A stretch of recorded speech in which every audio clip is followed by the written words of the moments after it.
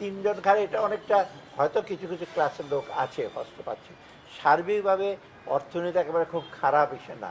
একটা হয়েছে যে ব্যবসা বাণিজ্যতে কিছু বন্ধ হতে কিছু সোর্স অফ ইনকাম যেটা আমরা বলি সেটা কিছুটা হিসেবে, কিন্তু একেবারে একদম ধ্বংসের পথে চলে গেছে, পড়ে যাওয়ার পথে আমরা মোটামুটি উদ্ধার করে নিয়ে আসছি।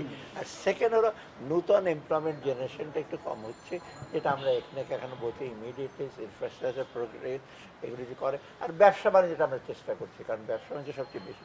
আর রিসেন্টলি আপনারা জানেন কেনা অনেকে এসএমই সেক্টর, কিন্তু স্পেশালি আমি যেমন তাদের চেম্বার ডিসি আমাকে আজকে ধন্যবাদ জানালো, ছোটো ছোটো ইন্ডাস্ট্রিকে ঋণ দেওয়ার ব্যাপারে বাংলাদেশ ব্যাংকে বলা হয়েছে। একেবারে খারাপ যে ইস্যু হচ্ছে মোটামুটি আমরা যে নিচ্ছি, তবে কিছুটা লোকের কিছুটা কষ্ট হচ্ছে সেটা আমি স্বীকার করি। তবে প্রাইসের ব্যাপারে যে কষ্ট হচ্ছে এটা মেইনলি হচ্ছে আয়ের সংস্থানটা ব্যাপার, নতুন করে আয় পায় না বা যতটুকু বাজেট আছে সেটা ওদের টান পড়ছে, সেটা আমরা স্বীকার করি।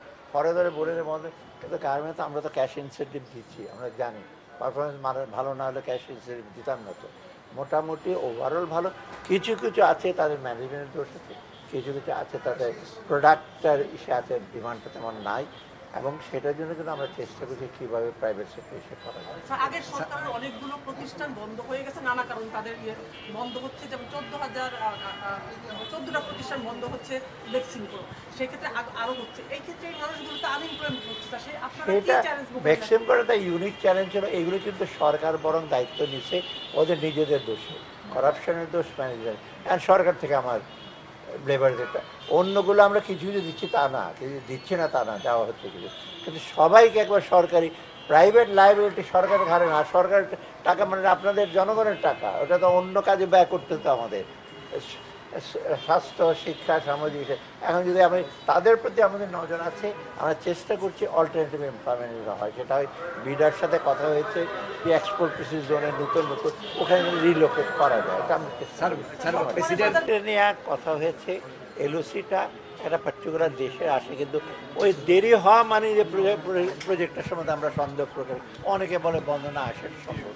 একটা প্রজেক্ট হয়েছে যে সরকারি করুক এবং যারা ইন্ডিয়া থেকে সাহায্য দিচ্ছে এবং প্রজেক্টগুলো প্রয়োজনীয়, অনেক কারণ আছে, তাই না, চলে গেছে হ্যাঁ অব্যাহত রাখার জন্য আমার ইচ্ছা হয়েছে সিদ্ধান্ত, আমরা বলছি না বন্ধ করে।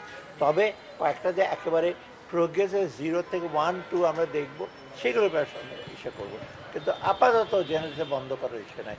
এখানে অর্থনৈতিক দিক ছাড়াও আপনি দেখবেন এটা একটা বাইল্যাটারাল জিনিস আছে, দ্বিপাক্ষিক। একটা দেশের সাথে যখন ইচ্ছা হয়, ওই দেশের প্রাইভেট সেক্টর হোক বা গভর্নমেন্ট সেক্টর যখন সাহায্য সহায়তা দেয়, সেটা আমরা বিবেচনা করি শুধু অর্থনৈতিক দিক না।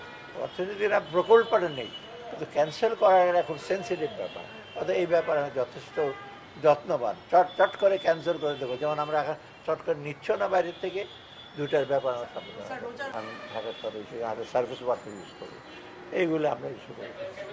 আর ডিজাস্টার ম্যানেজমেন্ট একটা আছে, ওটা আমরা করছি। আর একটা ইন্টারন্যাশনাল একটা কনফারেন্স হবে, ওটা ছোট্ট রিভিউ করে কয়েকটা প্রজেক্ট আছে, আজকে আমরা রিভিউ করার পর দিয়েছি। এর আগের ব্যয় বেশি ছিল, এটা কিন্তু আমার মনে হয় অতীতে এরকম ঘটনা ঘটেছে, আসলে হয়তো দিয়ে দেওয়া হতো। এখন আমরা আজকে যেটা করছি, মসুর ডালের একটা ইচ্ছে ছিল, এলএনজি 2টা প্যাকেজ, কারণ আমাদের এনার্জি সেফটি। আর একটা জিনিস দেখি আমরা কিন্তু এলএনজির উপরে নজর দিচ্ছি বেশি, cost of producing energy LNG সবচেয়ে কম হলো গ্যাস তো আমরা দিতে পারি না। তারপরে বাকিগুলো কোল তো আমরা আনতে পারি না। আর থার্ড হলো পেট্রোল, ওটার দাম কিন্তু খুব বেশি, এই জন্য আমরা এলএনজি দিয়ে যাচ্ছি। এলএনজি এটা আজকে দিলাম। আর একটা ওয়াটার ট্রিটমেন্ট প্ল্যান্টের সাইড আছে, ভেরি ইম্পর্টেন্ট। একটা লটে আমরা এলএনজি আজকে ইম্পোর্ট করতে বলি, এবং কন্টিনিউয়াসলি আমরা বলা হচ্ছে যে ঠিক আছে কস্ট বেশি হয় না হয় সেটা অন্য, কিন্তু আমরা এনশিওর করবো সাপ্লাইটা। এটা মেইনলি তো আমাদের ব্যবসা বাণিজ্যের সাথে প্রথম, আর লোকজন জীবনযাত্রার ব্যাপার আছে, এই দুটো যদি